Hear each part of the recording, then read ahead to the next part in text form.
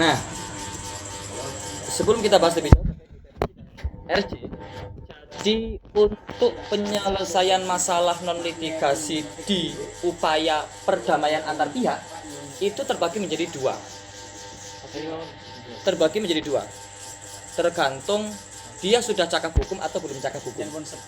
Korban atau pelaku. Dua-duanya.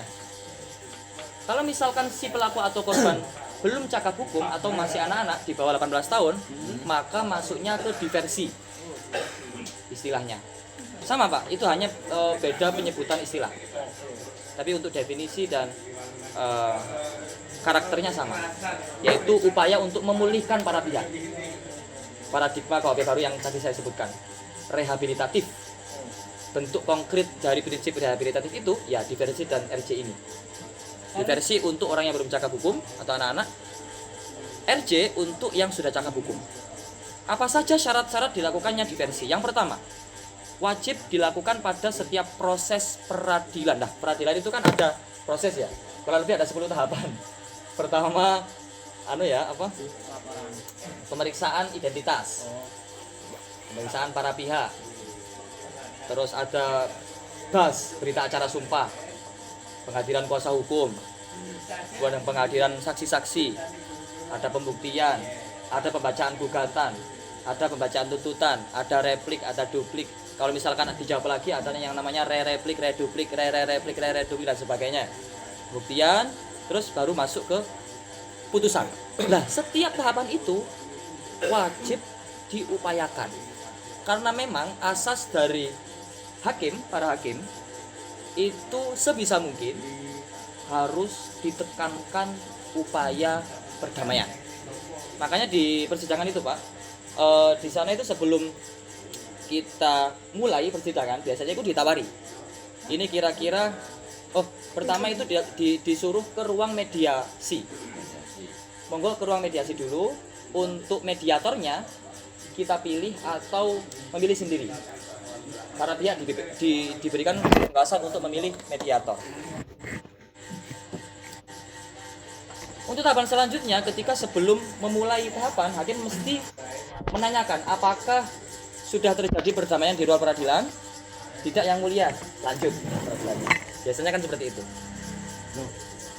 Masuk mediasi memang tawaran. Enggak, maksudnya gini Mak. Setiap persidangan itu hakim menanyai apakah mediasi kemarin yang sudah saya tawarkan berhasil? Belum yang mulia. Oke, kita lanjut persidangan berikutnya. Kalau misalkan ketika hakim menanyai terus para pihak menjawab sudah yang mulia, persidangan secara otomatis berhenti karena sudah menemukan upaya perdamaian di ruang mediasi.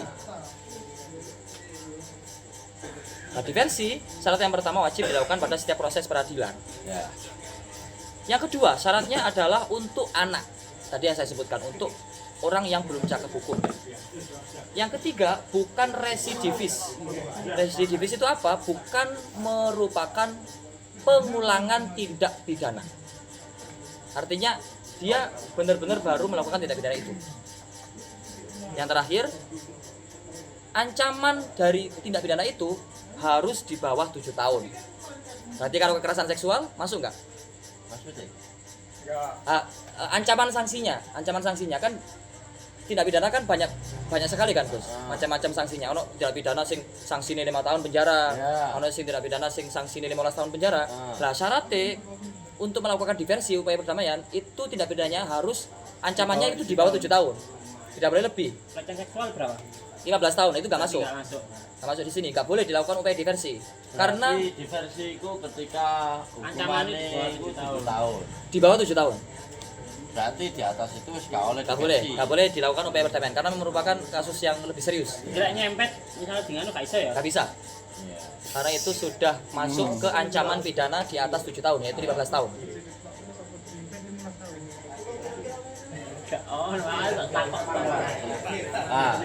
Ya terus ya. Yang kedua, macam bentuk konkret rehabilitatif yang kedua yaitu RJ. Untuk yang cakap hukum sama, bedanya ini untuk yang cakap hukum. Terus ini ancaman pidananya itu berbeda dari yang diversi, yaitu di bawah 5 tahun. Wes, itu mana? Sing Untuk RJ, Restorative Justice. sing terakhir ya, Bro. Ya. 3.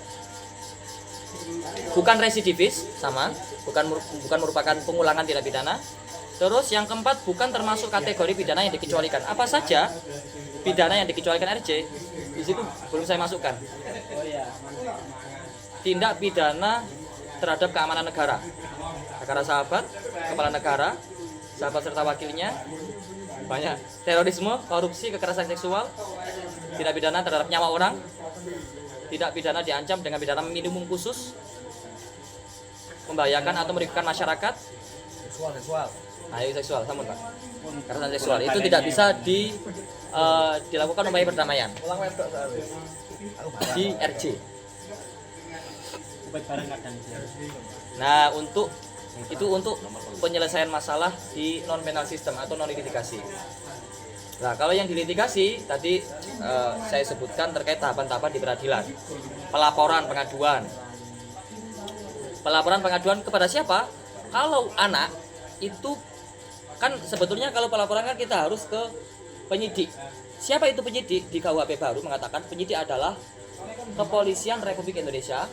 Dan yang kedua, PPNS, penyidik pegawai negeri sipil yang diangkat oleh negara. Itu penyidik.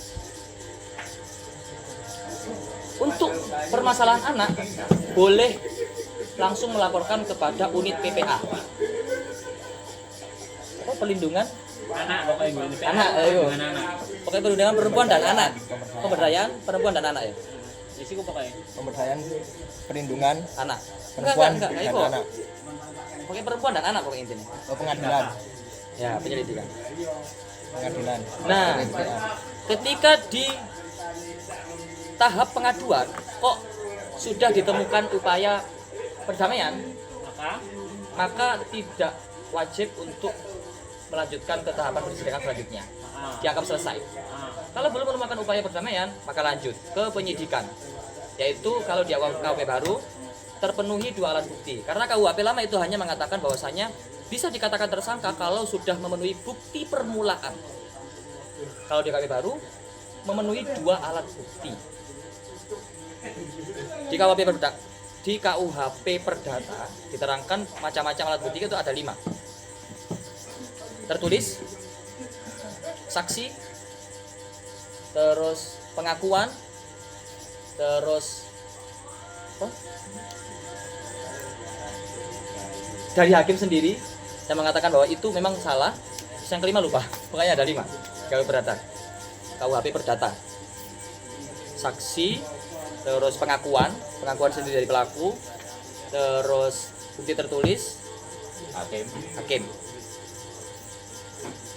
Itu alat bukti. Begitu juga di tahap penyidikan, kalau membuahkan hasil perdamaian maka tidak dilanjut ke tahapan selanjutnya, yaitu penuntutan. Setelah penuntutan, pemeriksaan sidang. Setelah pemeriksaan sidang baru nanti muncul putusan dan upaya hukum.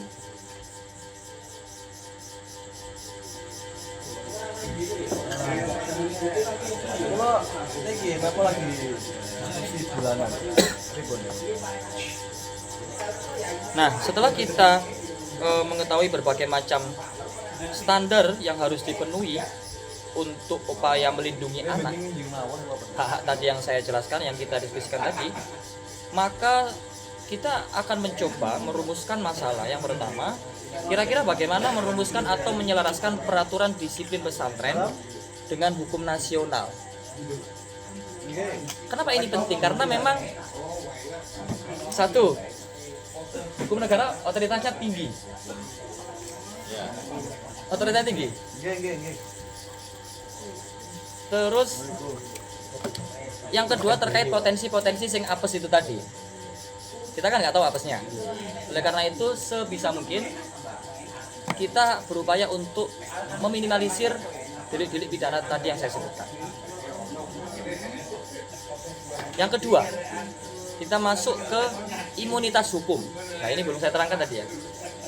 Mungkin kan pesantren memperoleh imunitas hukum dalam hal disiplin pesantren sesuai dengan kekhasannya.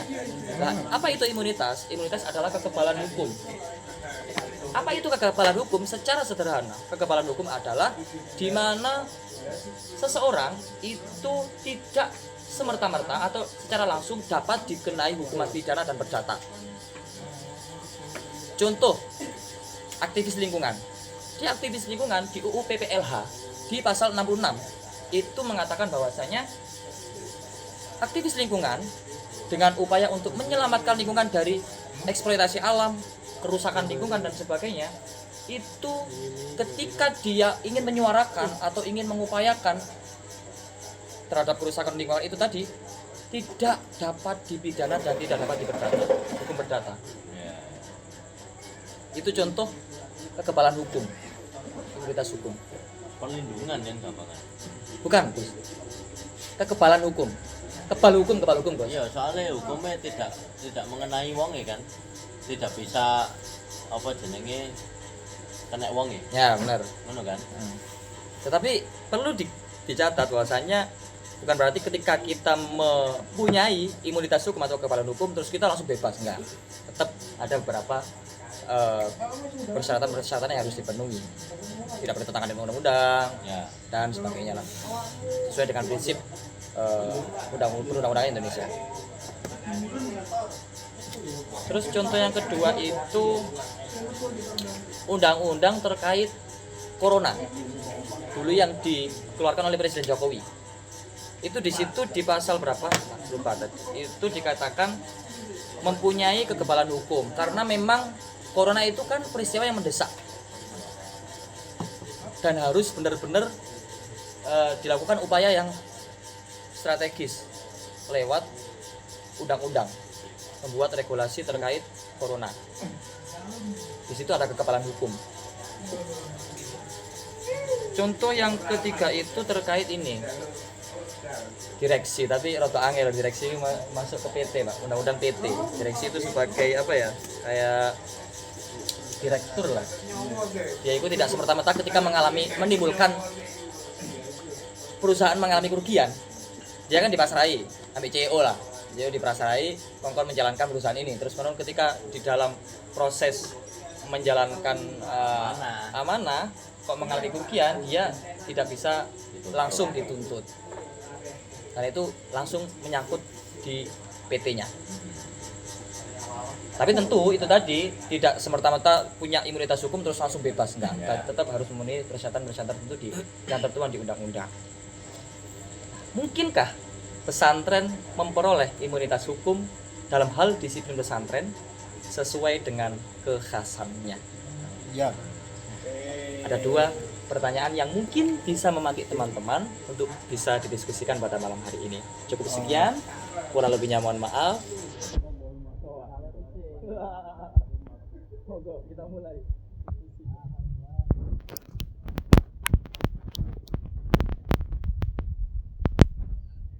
Ngaji